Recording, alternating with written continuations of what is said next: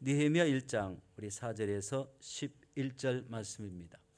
내가 이 말을 듣고 앉아서 울고 수일 동안 슬퍼하며 하나님 앞에 금식하며 기도하여 이르되 하늘의 하나님 야훼여 크고 두려우신 하나님이여 주를 사랑하고 주의 계명을 지키는 자에게 언약을 지키시며 긍휼을 베푸시는 주여 간구하나이다. 이제 종이 주의 종들인 이스라엘 자손을 위하여 주야로 기도하오며 우리 이스라엘 자손이 주께 범죄한 죄들을 자복하오니 주는 귀를 기울이시며 눈을 여시사 종의 기도를 들으시옵소서. 나와 내 아버지의 집이 범죄하여 주를 향하여 크게 악을 행하여 주께서 주의 종 모세에게 명령하신 계명과 율례와 규례를 지키지 아니하였나이다. 옛적에 주께서 주의 종 모세에게 명령하여 이르시되 만일 너희가 범죄하면 내가 너희를 여러 나라 가운데 흩을 것이요 만일 내게로 돌아와 내 계명을 지켜 행하면 너희 쫓긴 자가 하늘 끝에 있을지라도 내가 거기서부터 그들을 모아 내 이름을 두려고 택한 곳에 돌아오게 하리라 하신 말씀을 이제 청하건대 기억하옵소서. 이들은 주께서 일찍이 큰 권능과 강한 손으로 구속하신 주의 종들이요 주의 백성이니이다. 주여 구하오니 귀를 기울이사 종의 기도와 주의 이름을 경외하기를 기뻐하는 종들의 기도를 들으시고 오늘 종이 형통하여 이 사람 앞에서 은혜를 입게 하옵소서 하였더니 그가 내가 왕의 술 간원이 되었느니라. 아멘. 저는 오늘 이 말씀을 의지해서 우리 위기를 승리로 이끄는 기도라는 이런 제목으로 은혜를 나누도록 하겠습니다. 여러분 어느 시대나 2000년 전이나 아주 그 오래전 이 고대나 나라를 운영하고 사람 살아가는 방법은 차이가 없다는 것을 발견하게 됩니다. 아주 오래된 이야기지만 이 느헤미야서는 참 굉장히 어려운 시기를 만났지만 그 어려운 시기를 극복하는 한 모습이 오늘 나오고 있습니다. 바로 느헤미야의 기도입니다. 그 기도의 자세가 남달랐기 때문에 아마 이렇게 소개된 걸로 알고 있습니다. 여러분 유다 나라는 우리 BC 586년에 우리 바벨론에 의해서 멸망을 당하게 됩니다. 그런데 이 멸망을 당한 그 이후에 이 이스라엘 모든 유다 사람들이요 전부 다 바벨론으로 포로로 끌려가죠.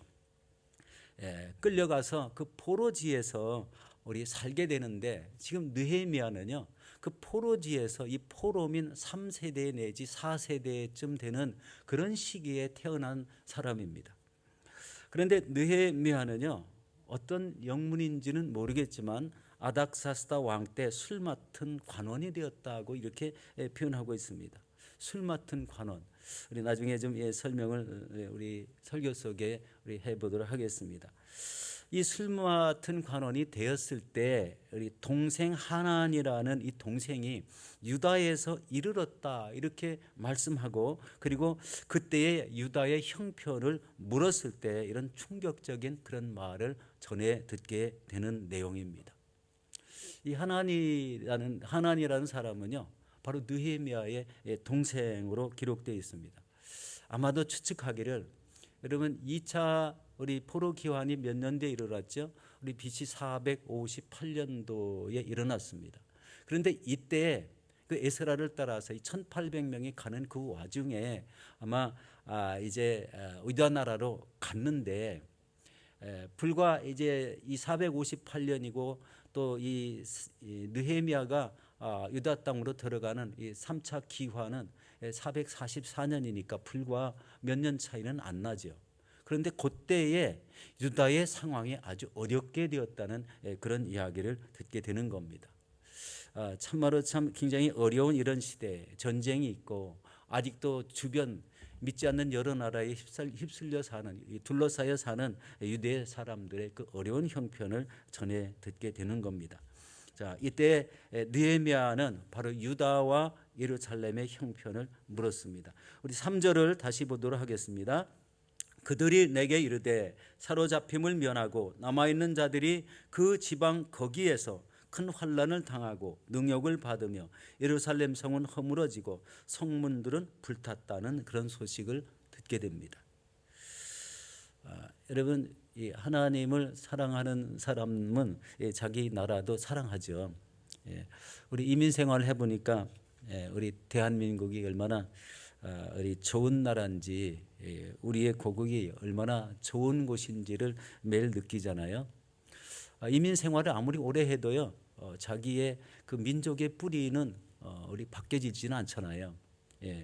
그런데 여기 보면은 사로잡힘을 면하고 남아있는 자들이 큰 환난을 당하고 능욕을 당했다. 예루살렘 성은 허물어지고 성문은 불탔다. 예루살렘 성벽을 말하는 거예요. 예루살렘 성벽은 무너지고 성의 문들은 다 불에 탔다. 이렇게 말씀을 전해 듣습니다. 여러분, 유다가 외세에 이렇게 침략을 이겨내지 못하고 이방 세력들이 바로 이 자기 민족을 괴롭혔다. 여러분, 멀리 떨어져 가지고 포로지였지만은 바로 이 말씀을 전해 들으니까 이 마음이 갑자기 이 마음이 좀 괴로워졌죠.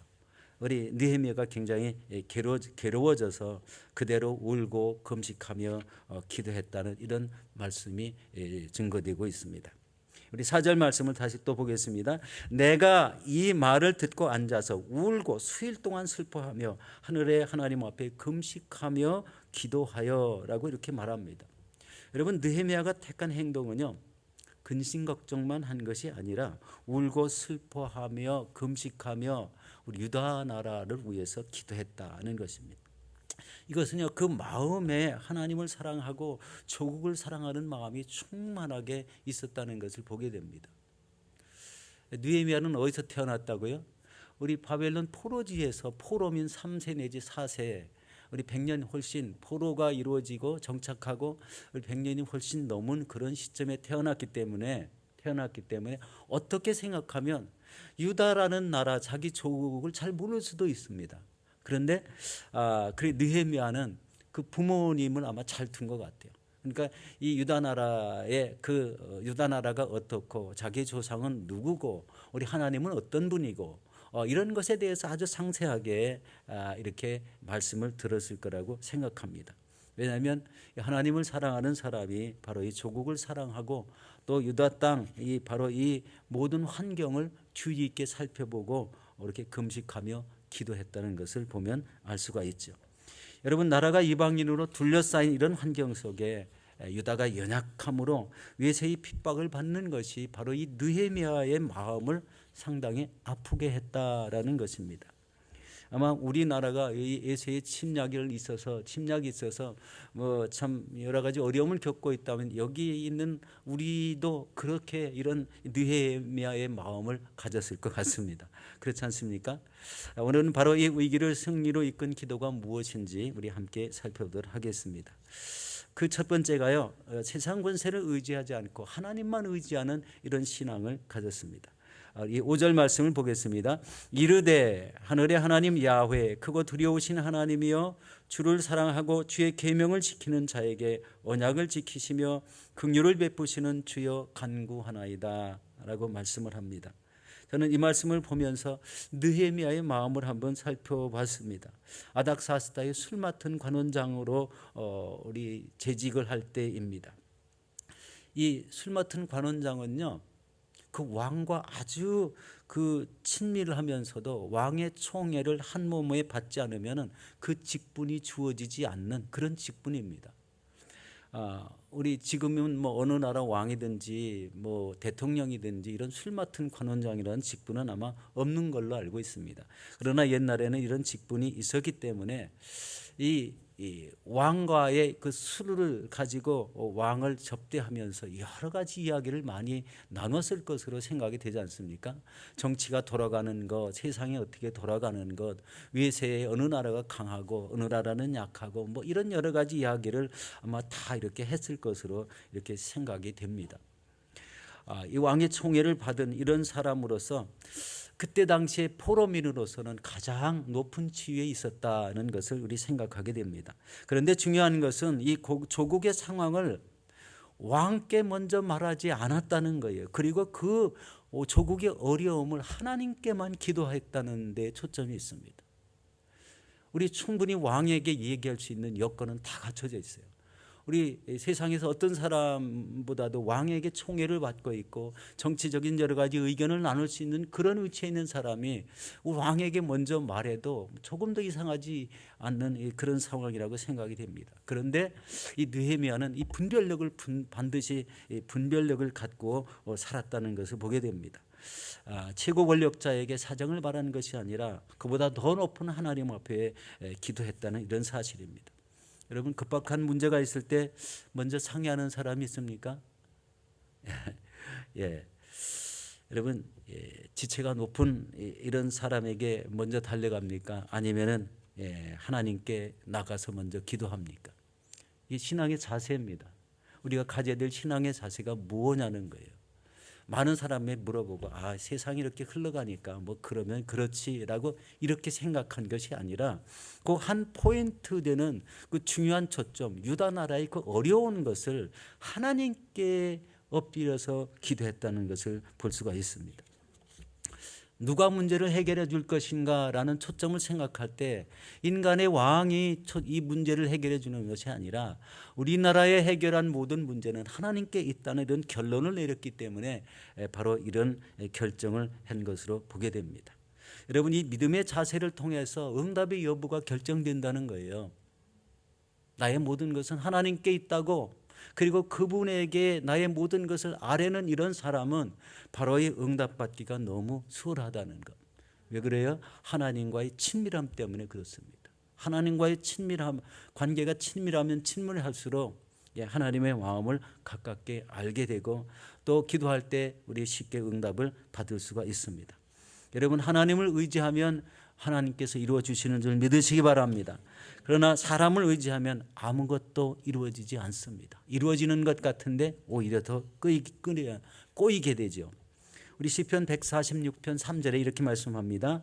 귀인들을 의지하지 말며 도울 힘이 없는 인생도 의지하지 말지니. 또 우리 시편 146편 5절에 이렇게 말합니다. 야곱의 하나님을 자기의 도움으로 삼으며 야훼 자기 하나님에게 자기 소망을 두는 자는 복이 있도다라고 이렇게 말씀합니다. 여러분, 하나님을 의지하고 사십니까? 그것도 제일 먼저 모든 것을 우선으로 하나님을 의지하라는 그런 말씀입니다.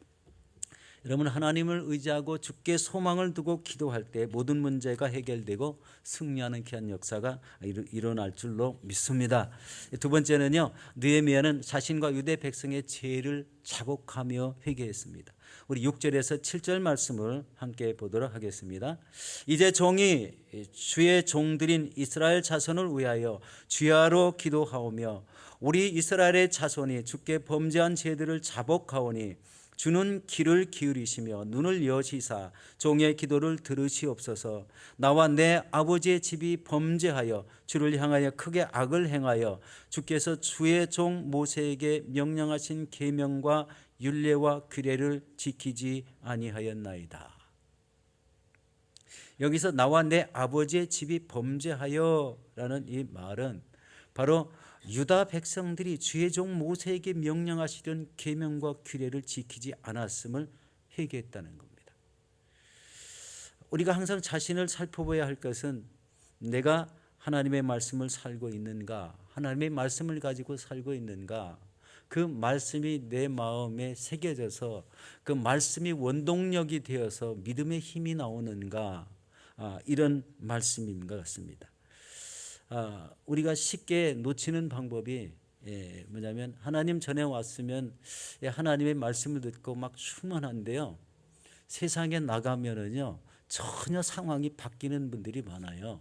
우리 선수가 이렇게 선수 교체하듯이 하나님 전에 받은 은혜는 우리 여기서 받은 거고 세상에 나가면은 또 그 삶의 방식이 달라지는 그런 삶이 얼마나 많습니까? 이런 삶을 가지는 이런 신앙이 아니라 가장 중요한 그 생활의 포인트는 항상 하나님께 두고 있다. 이 느헤미야의 그 신앙 자세가 바로 그렇다는 것입니다. 우리가 항상 자신을 살펴봐야 될 것은 바로 하나님의 말씀을 살고 있는가, 이것이 가장 중요한 포인트가 되어야 한다는 말씀입니다. 우리 하나님의 말씀을 많이 읽죠. 그런데 어쩌다가 한 번씩 읽는 거하고 꾸준히 읽는 거하고의 차이점은 분명히 있습니다. 그리고 그 어느 한 말씀을 집중해서 그 말씀을 새겨보려고 애를 쓰는 것은 또 다른 일입니다. 말씀의 강도가 점점 높아지죠. 그리고 그 말씀을 붙잡고 기도하는 이런 자세를 통해서 내 믿음이 성숙되어 나가는 그런 자세를 취했다면 세상에 어떤 와글거리는 이런 많은 소식을 듣더라도 흔들리지 않는 이런 믿음을 가질 거라고 저는 확신합니다. 여러분도 그렇게 우리 생활하고 계신지요? 할렐루야. 이 말씀은 자기 여기 보면은 신실하게 계명을 지켰지만 내 민족이 범죄했다고 기도한 것이 아니라 바로 나도 함께 범죄를 했다라는 이런 자백을 함께 하고 있다는 거예요. 오늘 바로 6절에서 7절 말씀이 바로 그 말씀입니다. 나는 계명을 다 지켰어. 그런데 우리 민족이 범죄했어라는 이런 이야기가 아니고 나도 우리 민족과 함께 범죄를 했다는 이런 고백을 하나님 앞에 드리고 있다는 것입니다. 여러분, 이 말씀은 자기 죄를 인정하며 하나님 앞에 용서를 구한 것입니다. 뭐를 대표해서요? 우리 민족들을 대표해서, 우리 민족을 대표해서, 기도하지 않는 모든 우리 민족을 대표해서 자신이 우리 용서를 구한다, 이런 마음으로 아마 용서를 구하지 않았을까 이렇게 생각합니다. 요즘 한국에서 일어나는 일들이 있습니다.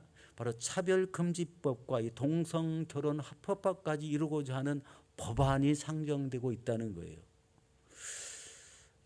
여러분, 이를 위해서 무슨 퀴어 축제를 하고 이 법안 통과를 저지하는 사람, 법안 통과를 하려고 애쓰는 사람이 이렇게 양편으로 나와서 시성 이런 우리 집회를 하는 것을 우리 보고 있었습니다. 그때 어느 한 목사님이 설교를 하는데요. 설교 제목이 뭔지 아십니까? 왜 소돔이 되려 하는가라는 이 설교 제목을 가지고 설교를 하는 거예요. 그리고 이 서울시장한테 이렇게 얘기했어요. 서울시장이요, 이런 악을 행하도록 판을 깔아주지 마십시오라는 이런 말을 서슴없이 했어요. 담대하게. 우리 목사님이 굉장히 잘하신 것 같았습니다. 그런 판이 깔려지면요, 그 순간 우리나라는 범죄의 나라, 범죄의 도시에서 벗어나지 못한다는 거예요. 이게요, 한 나라에 뭡니까? 하나님의 기운이 자꾸 풍성하게 생기게 하는 것이 아니라 하나님의 기운은 점점 없어지고 세상에 악한 것으로 우리 자리매김을 한다는 거예요. 우리 신앙생활도 동일합니다. 열심히 신앙생활을 하는 것 같은데 자신의 잘못된 습관 하나가 그것으로 인해서 모든 신앙을 다 까먹게 될 수도 있어요. 바로 이 서울시장이요, 이런 악을 행하도록 판을 깔지 말라. 이게 바로 우리 여기서도 외쳐야 될 그런 말이 아닌가 생각합니다. 호주도 동성결혼 합법화를 벌써 만들어서 진행을 하고 있죠. 거기에서 우리 동성끼리 결혼한 커플들이 나왔다고 우리 여러분 인터넷 한번 딱 치면은 다 우리 몇 쌍이 나와 있는지 다 우리 알게 됩니다. 그런데 이런 생각을 해봤어요. 만약에 우리나라가 이 동성결혼화 합법화되면은 우리나라의 국민성을 보면은요, 쉽게 범죄하는 습성이 있다. 그러면은 나라의 운명은 결국 하나님이 돌보시는 민족이 되지 않고 우리 소돔과 고모라 같이 버려지는 그런 민족이 되지 않을까, 우리 두렵지 않습니까? 동성결혼 합법화, 차별금지법. 동성끼리 결혼해도 되고 그것을 차별하니까 차별금지하는 금지법을까지 만들어서 이런 그 나라를 운영하려고 하는 이런 모습이 과연 잘 되는가? 성경적으로는 절대 맞지 않습니다. 우리는 절대로 우리 반대했죠. 우리 여기 동성결혼 합법화를 만들 때도 엄청난 이런 우리 전단지를 만들어서 우리 뿌려가며 우리 막자 하는 이런 홍보도 했습니다. 범죄하지 않도록 이 악법을 만들지 말아야 됩니다. 이게 굉장히 중요한 한 이슈가 되었어요.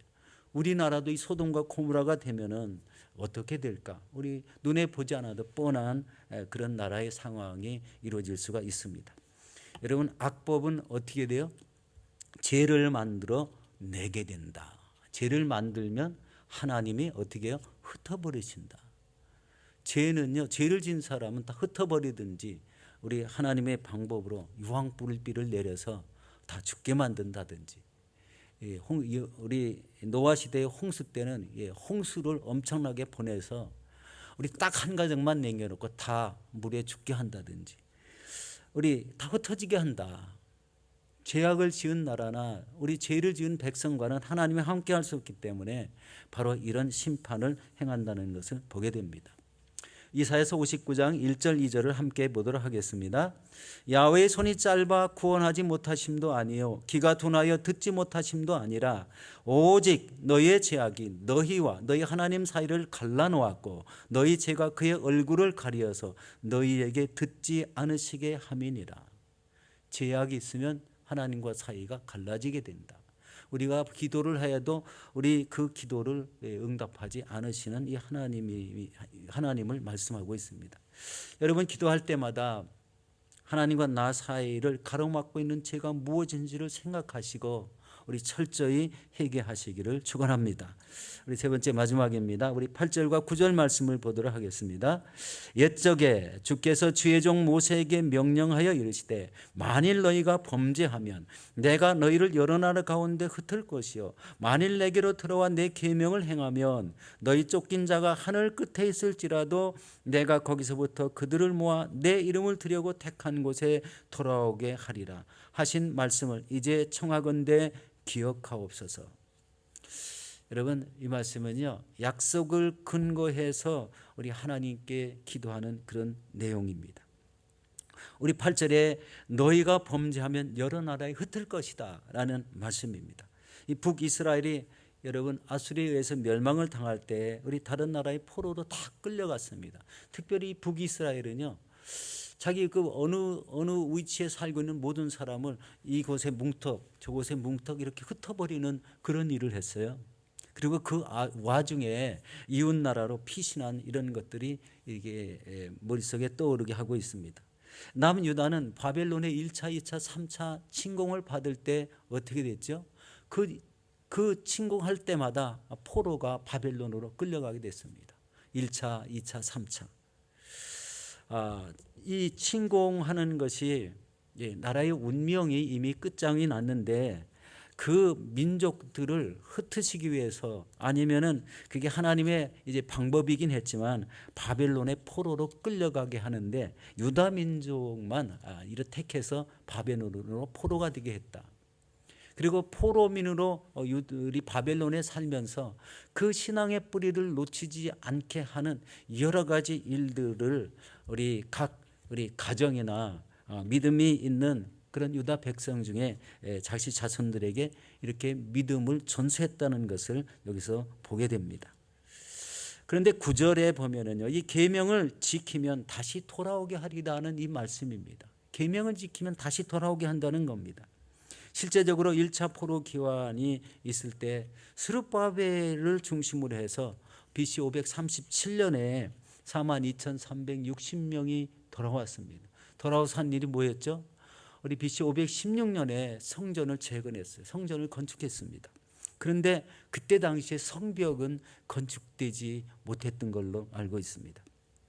2차 포로 기환이 이제 BC 458년에 에스라를 중심으로 1,800여 명이 돌아왔습니다. 이때는 전부 다 성전에서 봉사하고 헌신하는 이런 사람들이었습니다.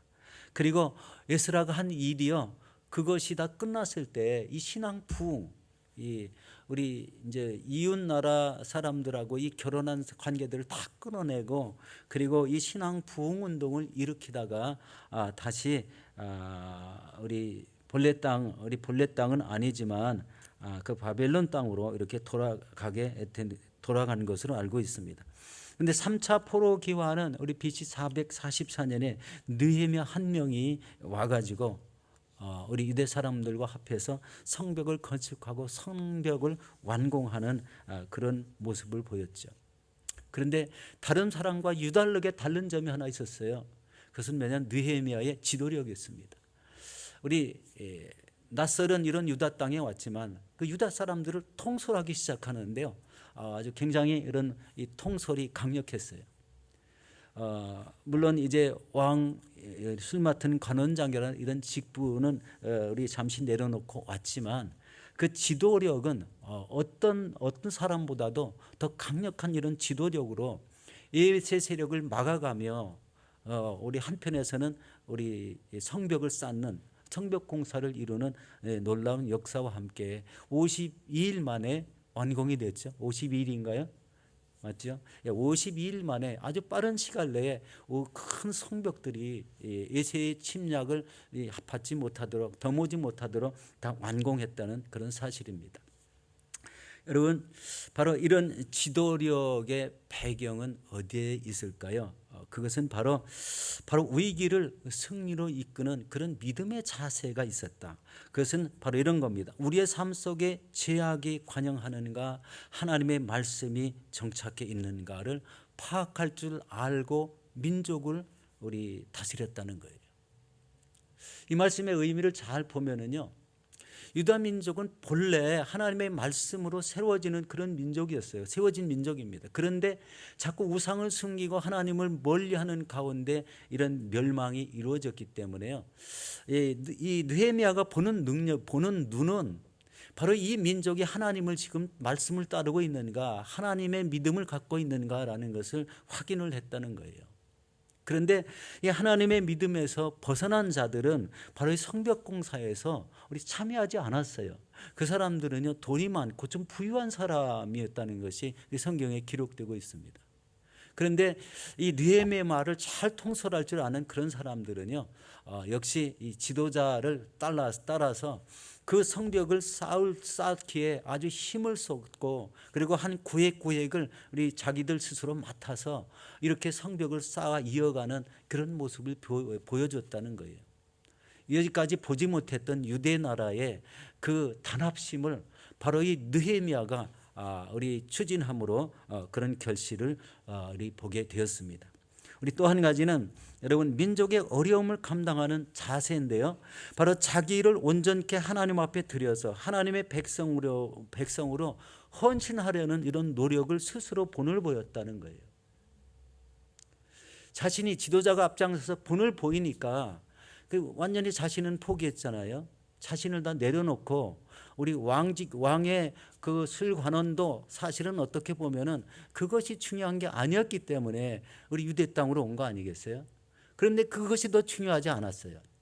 자기 나라를, 자기 민족을 온전히 일으키는 이런 신앙이 이 안에 가득했기 때문에 자기의 모든 삶을 하나님 나라를 세우는 일에 헌신했다는 거예요. 이게 우리 가장 중요한 포인트입니다. 그리고 기도를 해도 우리 왕과는 전혀 관계없이 하나님을 붙잡고 이렇게 매달리고 금식하는 이런 민족을 보살펴 달라는 이런 기도를 우리 끊임없이 하고 있었다는 것을 보게 됩니다. 이것이 우리 교회에 적용하려면은 바로 이런 내용일 것 같습니다. 뭐냐면 바로 이 오래된 성도님들 또 직분 있는 분들은요, 바로 이 기도라는 그 자세를 새로운 관점에서 바라봐야 된다는 거예요. 나만을 위한 기도는 이제는 안 해도 충분합니다. 하나님이 다 아세요. 그 기도하는 자세가요, 이 하나님 나라를 어떻게 부흥할 것인가라는 겁니다. 그 자세가 가장 중요한 한 포인트가 돼야 되고요. 그리고 이런 자세를 가진 많은 성도가 모여 있다면 그때부터 발생하는 게 있어요. 우리 선교를 향하는 겁니다. 이 하나님의 교회를 이 땅에 세우는 주된 제일 큰 목적이 선교입니다. 선교. 바로 이 믿음의 직분자들이 제일 초점을 맞춰서 해야 되는 건 바로 이 선교가 제일 초점이고요. 두 번째는요, 우리 성도들의 신앙을 일으키는 거예요. 우리 새가족부가 있지만 연합해서 해야 됩니다. 어느 한 단계를 거쳐서 그 다음 단계가 높아지고 신앙 성숙이 그 다음 때가 더 높아지고, 그리고 연합해서 해야 되는 이런 그 신앙의 과제를 주고 우리 함께 이루어 나가는 그런 교회가 될 때 우리 교회가 놀랍게 부흥될 줄로 믿습니다. 하나님께서 크게 쓰이는 교회가 될 줄로 믿습니다. 바로 이 느헤미야와 같은 정신 자세입니다. 내 일은 뒤로 해도 좋다. 하나님의 일이 먼저다라는 거예요. 내 생명은 하나님 앞에 드려져 좋다. 우리 가족들보다는 이 내가 속한 이 조국이 더 중요하다라는 이런 개념이에요. 이것이 바로 오늘 이 느헤미야가 기도한 기도의 초점입니다. 우리 사랑하는 성도 여러분, 하나님만을 전적으로 의지하시고 자신과 나라의 죄를 회개하며 또 하나님의 말씀을 근거하여 기도하시기 바랍니다. 이를 통해서 위기를 승리로 이끄시는 저와 여러분들이 되시기를 예수 이름으로 축원합니다.